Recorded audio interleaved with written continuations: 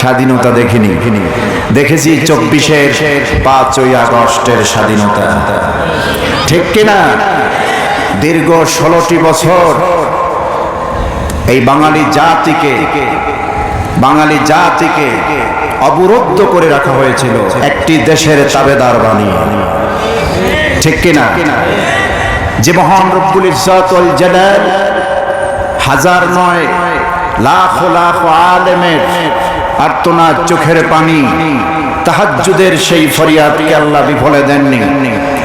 আমাদের এই সুন্দর বাংলাদেশকে মুক্ত করে দিয়েছেন। আজকে বাক স্বাধীনতা নিয়ে আমরা কোরআনের কথা বলতে পারছি। যে মনিব আমাদেরকে সুযোগ করে দিয়েছেন, সে মহান ইজ্জত ওয়ালা আল্লাহ সুবহানাহু ওয়া তাআলার দরবারে আমরা দিল খুলে প্রাণ ভরে শুকরিয়া আদায় করি। সকলেই পড়ছি আলহামদুলিল্লাহ। একটু জোরে আওয়াজ করে পড়ুন আলহামদুলিল্লাহ। ময়দানে কি আপনারা আছেন? ময়দানে কি আছেন? কোরআনকে ভালোবাসেন, আলেম ওলামাকে ভালোবাসেন, মসজিদ মাদ্রাসাকে ভালোবাসেন? কারা কারা ভালোবাসেন দুহাত উঁচু করে আল্লাহকে দেখায় দেয়। সম্মানিত ভাইরা, রাত্র গভীর হয়ে গেছে। আমাকে আপনারা অনেক দূর থেকে দাওয়াত দিয়ে এনেছেন। আমি কোরআন সুন্নাহর আলোকে কিছু সময় কথা বলে মুসাফির মানুষ আপনাদেরকে সঙ্গে নিয়ে দোয়া করব, আমরা বিদায় হব। তো আমি আপনাদের থেকে ওয়াদা নিতে চাই, 1-1.5 ঘন্টার সময়, এর থেকে বেশি আমি আপনাদেরকে খুব বেশি কষ্ট দেব না। এতটুকুন সময় ব্যয় করে আল্লাহর জন্য, কোরআনের জন্য আমরা মোনাজাত পর্যন্ত বসে থাকার এরাদা কি করতে পারি? করতে পারি? আল্লাহ কবুল করুন, আমরা বলি আমিন, সবাই বলি আমিন। সম্মানিত ভাইরা, এটি কোরআনের মাহফিল, ঠিক না?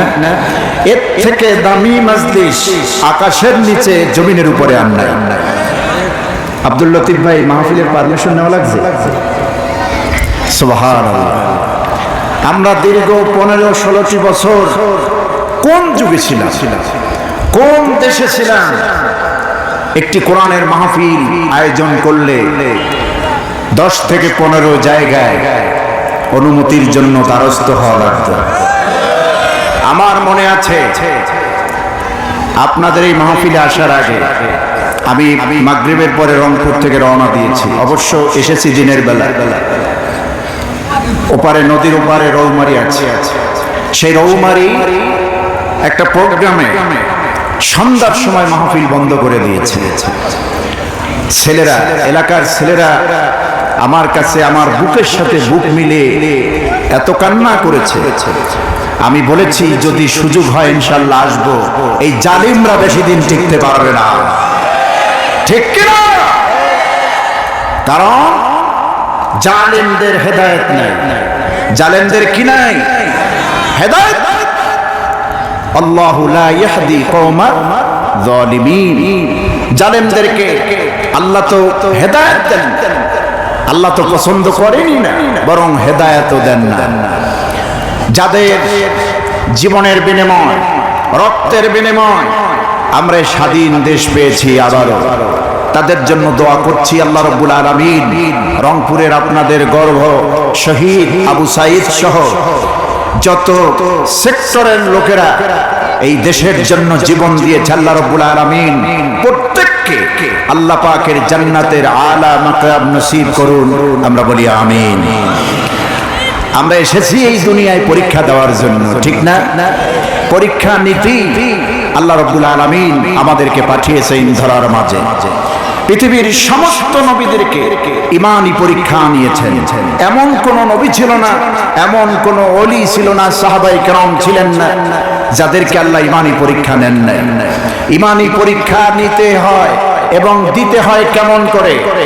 এই বাংলার জমিনে ইসলামী আন্দোলনের সিপাহা সালাররা দেখিয়ে গিয়েছেন।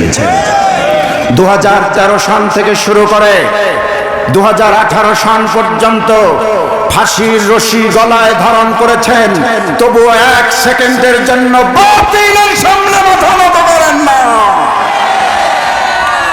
সারা বিশ্বে বিশ্ববরেণ্য মুফাসসির, আমাদের কলিজার টুকরা, বাংলাদেশের রত্ন, গোটা বিশ্ব জুড়ে যিনি কোরআনের আলো ছড়িয়েছেন, আল্লামা দেলাওয়ার হোসেন সাঈদী রাহিমাহুমুল্লাহ শহীদকে আমরা স্মরণ করি এখন, কারণ তাকেও শহীদ করা হয়েছে, স্বাভাবিক মৃত্যু হয় না, ঠিক কিনা? ইনজেকশন পুশ করে তাকে মারা হয়েছে, এবং তাকে মারার ক্ষেত্রে যে প্রেসক্রিপশন করেছে আমাদের বন্ধু প্রতীক রাষ্ট্র ভারত, ঠিক কিনা? আমার বন্ধুগণ, একদিনে দিন হয় না, দিন বারবার ফিরে আসে, এক মাকে শীত যায় না।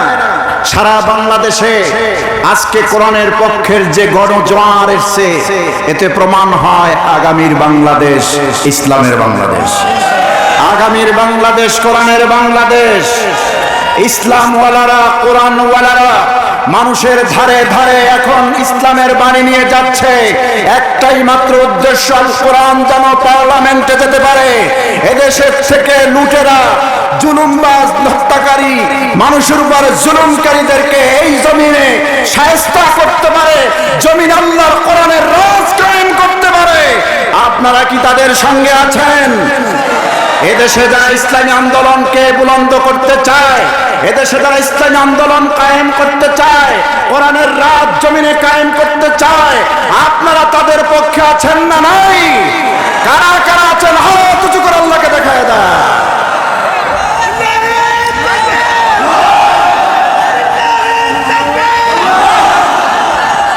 সম্মানিত ভাইরা, আমি যে ঢাকাতে যেখানে জুমার নামাজ পড়াই, পল্লবীতে, মিরপুর 11 ঢাকা, সেখানে আমি এই দীর্ঘ 8 বছর খুতবা দিয়েছি, এখনো দিচ্ছি আলহামদুলিল্লাহ। বাতিলকে ভয় পেয়ে একটি কথা আমি বলিনি, সত্য বলার উপস্থাপন করেছি, চেষ্টা করেছি, তবে কঠিন কঠিন মুহূর্তে হিকমতের পথ অবলম্বন করা লাগছে, কিন্তু সত্য থেকে এড়িয়ে চলিনি, সুযোগ নাই। কারণ আমাদের পূর্বের রাহবাররা সত্য বলতে গিয়ে যদি ফাঁসির মঞ্চে উঠতে পারে, সত্য বলতে গিয়ে যদি তারা শহীদ হতে পারে, আমাদের উপরে সামান্য একটু ঝইঝামেলা আসতেই পারে, ঠিক কিনা? এই জন্য সত্য থেকে আমাদের দূরে সরার কোনো সুযোগ আছে নাই, কারণ এই দুনিয়ার জীবন তো ক্ষণস্থায়ী, মুমিনদের আখিরাতের জীবন তো আসল, আখিরাতের জীবনই মূল, ঠিক কিনা? যেমন আল্লাহ বলছেন, বাল তুসিরুনাল হায়াতাদ দুনিয়া ওয়াল আখিরাতু খায়রুন ওয়া আবকা। বরং দুনিয়ার জীবন কি তো তোমরা, এই তুচ্ছ জীবন কি তো তোমরা প্রাধান্য দাও। কাফের বেঈমানদেরকে আল্লাহ রাব্বুল আলামিন লক্ষ্য করে বলতেছেন, দুনিয়ার জীবন কি তো তোমরা প্রাধান্য দাও। আখিরাতের জীবন, যেই জীবনের শুরু আছে শেষ নাই, যেই জীবন অনন্তকাল, যেই জীবন একবার বান্দা যখন উঠবে আর সেই জীবনের শেষ হবে না। আল্লাহ বলছেন, ওয়াল আখিরাতু খায়রু ওয়া আবকা, বরং আখিরাতের জীবনই তোমাদের জন্য সর্বোত্তম। জোরে কান সুবহানাল্লাহ।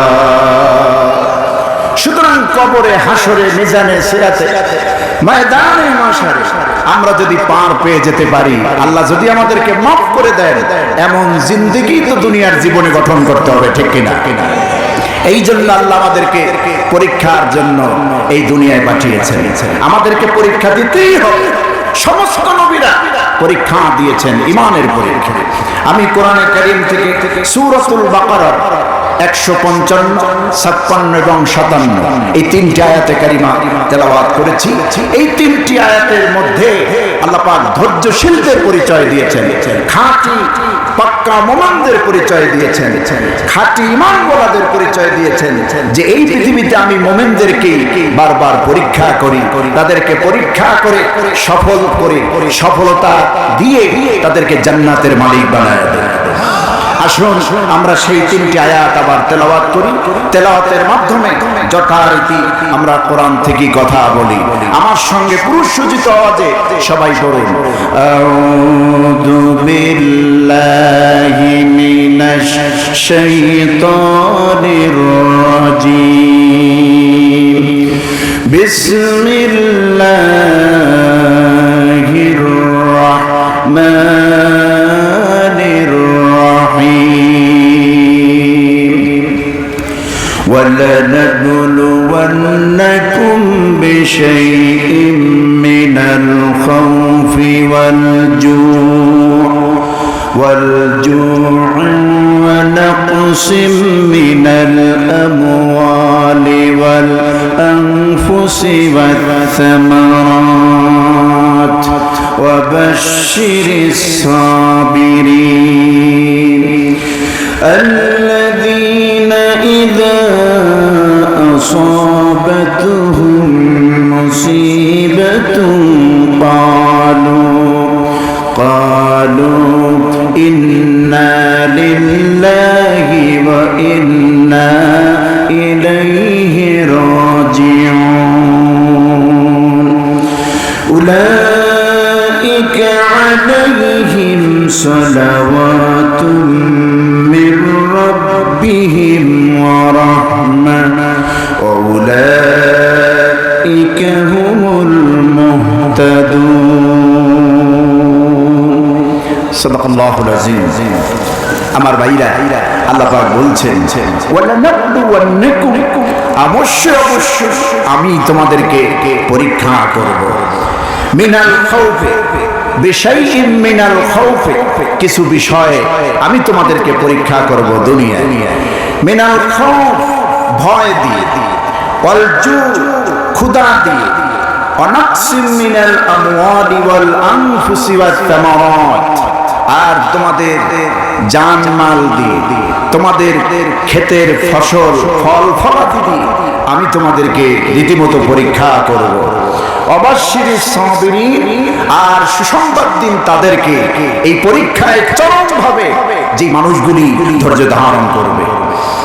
আল্লাযীনা ইযা আসাবাতহুম মুসিবাহ, যেই মানুষগুলি মুসিবত আসলে, বিপদ আসলে তখনই পড়বে ইন্না লিল্লাহি ওয়া ইন্না ইলাইহি রাজিউন, আল্লাহ তাআলা আমরা তো তোমার জন্যই এবং তোমার দিকেই আমরা প্রত্যাবর্তন করব, তোমার দিকেই আমরা ফিরে আসব।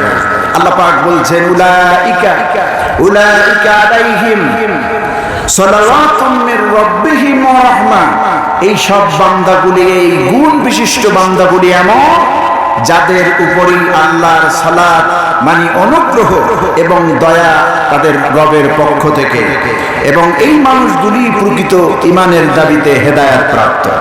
সুবহানাল্লাহ। সবচেয়ে পাক্কা ঈমানদার ছিলেন আল্লাহর নবীরা, ঠিক না? শুধু আমাদেরকে না, পরীক্ষা আল্লাহ পাক আগে নিয়েছেন প্রত্যেক জাতির নবীদের থেকে। আমার বন্ধুগণ, এই পৃথিবীতে আল্লাহ রাব্বুল আলামিন এমন কোন জাতি নাই, এমন কোন উম্মত ছিল না যে উম্মতের জন্য সঠিক পথ দেখানোর জন্য, জান্নাতের পথ দেখিয়ে দেওয়ার জন্য, জাহান্নাম থেকে মানুষকে বের করার জন্য, আল্লাহর সঙ্গে মাবুদের সঙ্গে পরিচয় করিয়ে দেওয়ার জন্য আল্লাহ পাক কোন জাতি এমন ছিল না যেই জাতির জন্য আল্লাহ নবী বা রাসূল পাঠান নাই। আল্লাহ পাক বলছেন আমি প্রত্যেক যুগে নবী বা রাসূল পাঠিয়েছি প্রত্যেক উম্মতের জন্য। ওয়ালাকাদ বা'আথনা ফি কুল্লি উম্মাতির রাসূলা আন ইবুদুল্লাহা ওয়াজতানিবুত তাগুত। আল্লাহ রাব্বুল আলামিন বলেন অবশ্যই আমি আল্লাহ পাক প্রত্যেক উম্মতের জন্য নবী বা রাসূল আমি আল্লাহ প্রেরণ করেছি। এই নবী এবং রাসূলের দায়িত্ব হলো, এদের দায়িত্ব আল্লাহ পাক দিয়ে দিয়েছেন জাতির জন্য। প্রত্যেক নবী তার কওমের কাছে, তার জাতির কাছে, তার উম্মতের কাছে সে সব নবীরা এক কথাই বলেছেন আনিবুদুল্লাহ, তোমরা এক আল্লাহর গোলামি করো। ইবাদত, গোলামি, দাসত্ব শুধুমাত্র কয় আল্লাহ। আমাদের আল্লাহ কয়জন? সবাইকে বলতে হবে কয়জন? এক আল্লাহ, ঠিক কি না? আমাদের এক নবী, বিশ্ব নবী মুহাম্মদ সাল্লাল্লাহু আলাইহি ওয়াসাল্লাম, অবশ্য তার পূর্বে যত নবী আম্বিয়া এসেছিলেন তাদের প্রতিও আমরা ঈমান আনি, কিন্তু বিশ্ব নবীকে আল্লাহ সব নবীদের সম্রাট বানিয়েছেন, সাইয়্যিদুল মুরসালিন করেছেন। সমস্ত নবীদের স্লোগান ছিল ও আমার জাতির, ও আমার কওম, ও আমার উম্মতেরা, শুধুমাত্র আল্লাহর গোলামি, আল্লাহর দাসত্ব করার জন্যই তোমাদেরকে আল্লাহ পাঠিয়েছেন ধরার মাঝে। আর ওয়াজতানিবুত তাগুত, তাগুতি প্রথা থেকে, তাগুত থেকে তোমরা নিজেদেরকে হেফাজত করো, বাঁচিয়ে রাখো। তাগুত মানে আল্লাহ বিরোধী শক্তি, কথা বুঝতেছেন? তাগুত মানে কি শক্তি? আল্লাহ বিরোধী শক্তি। নমরুদ, ফিরআউন, সাদ্দাত, হামান, আবু জাহাল, আবু লাহাব, উতবা, শাইবা, বর্তমান যুগের এই জালেম যারা কোরআনের কথা বলতে দিতে চায় না, কোরআনের মাহফিল বন্ধ করে দেয়, কোরআনের মাহফিলের উপর 144 জারি করে, আলেম ওলামাকে ধরে জেলে ভরে, আলেম ওলামা দ্বীনের দায়ীদেরকে ফাঁসির মঞ্চ উঠায় ফাঁসি দিয়ে দেয়। এরা হচ্ছে তাগুত। এই তাগুত থেকে জাতিদেরকে বাঁচানোর জন্য আল্লাহ পাকের পয়গম্বররা তার উম্মতদেরকে এভাবে বলেছেন। কিন্তু যত বলাই বলেছেন, আবু জেহেলের গোষ্ঠী কিয়ামত পর্যন্ত থেকেই যাবে, আবু লাহাবের গোষ্ঠীরা থেকেই যাবে, উতবা, শাইবা, ফিরআউন, নমরুদের গোষ্ঠীরা থাকবেই, ঠিক না? তাই বলে কি আমাদেরকে ভয় পেলে চলবে? আমরা তো ভয় পাই একজনকে, জোরে আওয়াজ করে বলুন তিনি কে? সবাইকে বলতে হবে তিনি কে?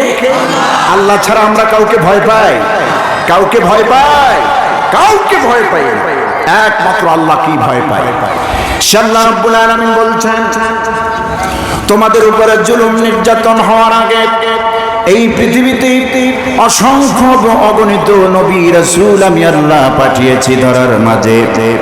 ওনাদের উপরে জুলুম নির্যাতন করেছে কাফের, বেঈমানেরা, জালেমেরা, কিন্তু দ্বীনের দাওয়াত থেকে, আল্লাহর পথে মানুষকে দাওয়াত থেকে, আল্লাহর দিকে মানুষকে আহ্বান করার থেকে এক চুল পরিমাণও আল্লাহর নবীরা ফিরে যায় নাই।